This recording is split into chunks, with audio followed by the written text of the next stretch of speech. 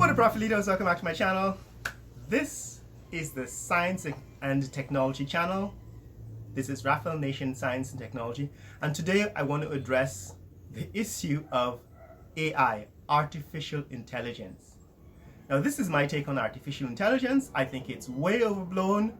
I think all this talk about ChatGPT taking over jobs and the new Bing AI assisted search being better, or changing the landscape, and Google AI failing in the beginning but competing now, forced to compete with Bing. I think all of this is overblown, and here are 3 reasons why. The first reason is that AI, artificial intelligence, is no match for human intelligence. Artificial intelligence, in fact, should be called computer simulation or computer reasoning or computer logic. By calling it artificial intelligence, there's this implication that somehow artificial intelligence can compete with human intelligence. But artificial intelligence is not anywhere near human intelligence, and here are the reasons why. Human intelligence controls a unlimited number of functions inside the human body and outside the human body. So here's what human intelligence does. So human intelligence is run by the brain and spinal cord, which is together called the central nervous system. In addition to the central nervous system, there are peripheral nerves in the fingertips and the toes and all throughout the skin, inside the skin and outside the skin. This is called the peripheral nervous system. In addition to the central nervous system and the peripheral nervous system, there is the enteric nervous system. That's the gut, right? So the enteric nervous system is a distribution of nerves that run throughout the digestive tract from the mouth all the way through to the anus, and it controls digestion. When people say they have a gut feeling, what they're actually talking about is the enteric nervous system. When, for example, you barely missed being involved in an accident and you get this hollowness in the pit of your stomach, it's like somebody just barely missed running over you, or you're almost got into an accident and you get this emptiness in the sudden and instantaneous emptiness in the pit of your stomach. You can feel it, your heart skips a beat. This is all controlled by the enteric nervous system. And so the central nervous system controls things like the autonomic nervous system, that is the functions of the body that we are completely unaware of.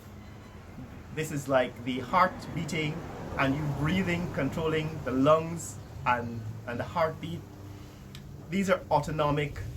This is the autonomic nervous system, completely running in the background when we are not even aware of it, controlling, the functions of the kidneys, functions of the reproductive tract, both in males and females, controlling the monthly cycle in females. All of this is under the autonomic nervous system. When, for example, the hormones get released, progesterone and estrogen and LH, luteinizing hormone, all of these are under control of the central nervous system. That is the brain and spinal cord. These are part of the autonomic control. And then there's the voluntary control, right? Things that we do, we are aware of, and we deliberately do. Movement, for example, walking, running, jumping, skipping, dancing. These are all controlled by the brain, right? There's a specific part of the cortex, the motor cortex, that controls movement. But then our balance is also controlled. Again, this is also part of the autonomic nervous system. Our balance is sometimes we're unaware that we're maintaining an upright position, and when we're walking that we don't tip over. This is controlled by the cerebellum, right? A part of the brain that is constantly managing inputs from, the ear, the semicircular canals, and the position of the limbs. They're these proprioceptors inside your joints and in your arms, telling your brain where your arm is, where your fingers are, where your knee is, where your hips are. This all controls or allows us to do complex movement like dancing, like running, like jumping. So, and this is just part of what the human brain intelligence is doing, right? It also controls kidney function. For example, when you need to urinate, it tells you when your bladder is full, right? So there's these stretch receptors that tell your brain that the bladder is full and it's time to empty it.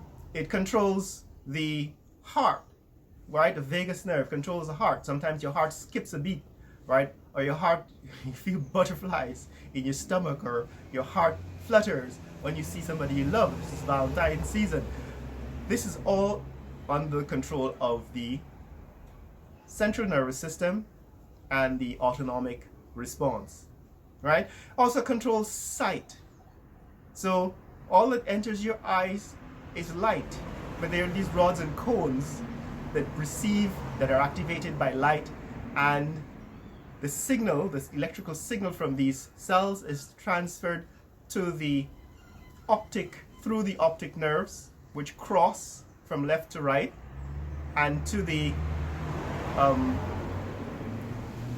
occipital lobe, right? So that you can interpret these images. Images coming into the eyes are in fact upside down and left to right, and the brain actually has to restore the image, reposition it upright, and then flip it from left to right so that you can see it correctly, so that you don't turn left when you're supposed to turn right, and so on. So the brain is doing all of this. This is all part of human intelligence. And what it's doing in the gut, this is the enteric nervous system in the gut, is controlling when the enzymes get released, when the hydrochloric acid, for example, gets released. Your mouth waters when you see and you hear cooking, or you see food. This is all under control of the autonomic nervous system, and in this case the enteric nervous system. How does the peristaltic action move food through the gut, so that after a meal your food flows from your esophagus to your stomach, to the small intestines, through the large intestines, and is being moved along by peristaltic action, right? The contraction of these smooth muscles in the gut. This is all being controlled by the enteric nervous system. And we can go on, right? So the brain is doing all of this, and all it's doing is receiving inputs from sight, hearing. We haven't even talked about the processing of sound. The brain processes sound. The ears actually also helps us with balance.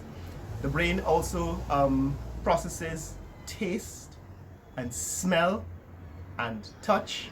Not only external touch on the skin, but internal touch inside. So the brain can actually read feeling on the inside of our body. So we can tell, for example, when we feel bloated, or when we feel nauseous, or the position of our limbs. These are all proprioceptors inside the body that are sending signals to the brain. The brain is processing all of this.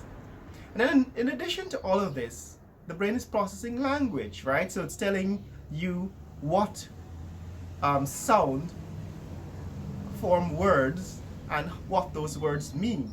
Processes imagination. The brain processes imagination. It processes your dreams, for example. The brain is constantly working even while we're asleep. So this is what human intelligence is doing, right? It allows us to navigate the world, make sense of the world, be creative. And so along comes ChatGPT, along comes Bard, which is Google's new AI assisted search. Along comes Bing, the new Bing, which is now AI assisted, Microsoft's AI assisted search engine, and they're telling us or making us feel as if somehow AI, artificial intelligence, is going to overtake human intelligence, and somehow artificial intelligence is going to replace humans. Well, all of these things that human intelligence does, artificial intelligence has yet to even begin to imagine to do.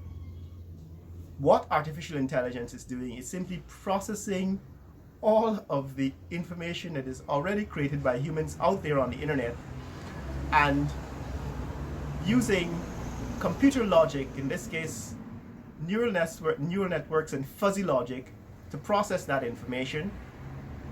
And in fact, what makes it now possible to use it in, say, a chat setting where you can ask questions is an advance that Google made, which they call the large language model, right? The large language model allowed them to simply predict what you would type in a search bar. For example, they can predict what you're about to type. And so they've gotten good enough to do that, and now they can apply it in a chat setting and use basically fuzzy logic coupled with fuzzy neural networks, to process all of this information on the internet, and they call that intelligence. Well, it's not intelligence. It cannot compete with human intelligence because, I just explained, all of these things that human intelligence does, artificial intelligence cannot do. And therefore, you can't call what is being marketed by Google and Microsoft, you can't call that intelligence. It's simply computer logic or computer reasoning, right? Now, the second reason why AI is overblown is because AI cannot tell the difference between truth and lies. So this is the very first and major failure of ChatGPT, as well as Google AI and Microsoft AI. They cannot tell the difference between truth and lies. So you have all of this stuff out there on the internet that they can search and analyze, but they can't tell when they encounter some information that is just plain outright lies. Go to the search bar of Microsoft's new Bing, that is the AI assisted Bing, and ask them if Iraq has weapons of mass destruction. And it will spit back to you all of the lies that were generated by Bush-Cheney administration, right? None of it will be detected as lies by Bing, or even if you ask ChatGPT. The reason is because artificial intelligence cannot tell the difference between truth and lies. And I made a statement on social media which people took offense to. In fact, at 9 years old, a human child learns to tell the difference between truth and lies. Up until 8 years old, a child still believes in Santa Claus. But somehow around 9 years old, a child can figure out that Santa Claus is a lie, right? Now you might want to hide this from your 8-year-olds and your younger kids, but the fact is that by the time a child's brain develops at 9 years old the ability to put two and two together, to analyze multiple bits of information, and to detect truth from lies. You can read facial expressions, you can interpret body language. At 9 years old, you can tell when somebody is lying. You develop the ability to do that, to process that information. Google AI, Bing, Microsoft's AI, and ChatGPT cannot tell the difference between truth and lies, and that is a failure, right? You cannot rely on these artificial intelligence algorithms to detect lies. And what it will therefore do is prove to be a liability going forward. If you put it into mission critical systems, if you implement the information you get from these artificial intelligence software algorithms into mission critical systems, then it's quite possible that they will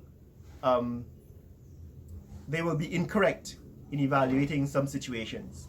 And that's because all of the internet is mixed up with truth and lies, right? The internet is full of lots of truth and lies.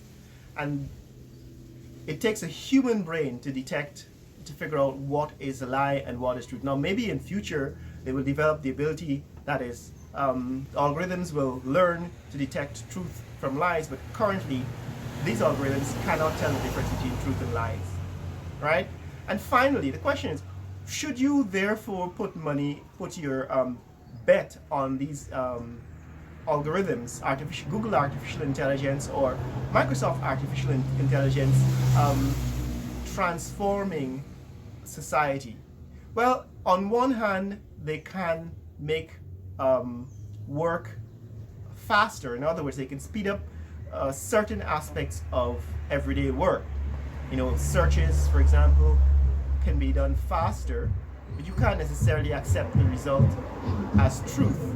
You can perhaps create content much more quickly using Google or ChatGPT or Bing, you know, asking it to create, for example, a script for a program, or to write you a story, or to write an article.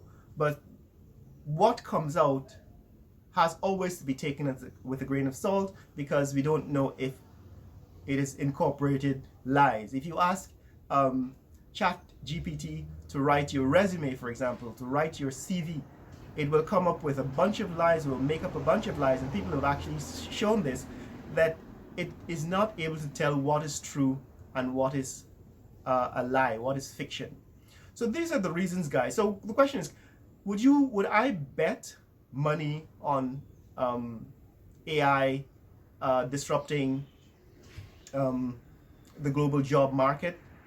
For me, the answer is no. Just like I predicted that Facebook's metaverse would be a bust, you know, during the pandemic, they started spending billions and billions of dollars building this metaverse, and I didn't see it. I said, look, this is a bad call, a bad judgment call. The world is not going to abandon living in the real world to go live in some artificial reality, some metaverse. And what it does, in fact, do, the metaverse does allow you to do, is to create, to have more creative ways of swindling people. It basically allows you to scam people much more easily. Right now, there are some aspects of the metaverse that will work, but this was my call. And again, my judgment call on artificial intelligence is that no, it is not. It's not worth betting your fortune on. I think it's overblown. I think a lot of its shortcomings will be revealed over time, and I would just sit back and watch what happens. So that's my take on artificial intelligence. I think it's overblown. I think all this hype that is going on over the internet and over the media is all overblown. It's all completely untrue, unrealistic, and not factual. Right? Now, I'm sure that people are going to make money and people will lose money and people will lose jobs, but ultimately, artificial intelligence is no match for human intelligence because of all the endless list of things that human intelligence does even without thinking. And so language processing is just 1% of what the human brain does, the human intelligence does. And that is why artificial intelligence is no match and is nowhere ready for human intelligence. So that's it, guys. What do you think of artificial intelligence and all the hype over Bing AI and Google AI and ChatGPT? I think it's overblown, but tell me what you think in the comments below. Tell me what you think about all this hype over artificial intelligence. Will it replace human intelligence? Will it take over the world the way people are predicting? Will it replace human beings?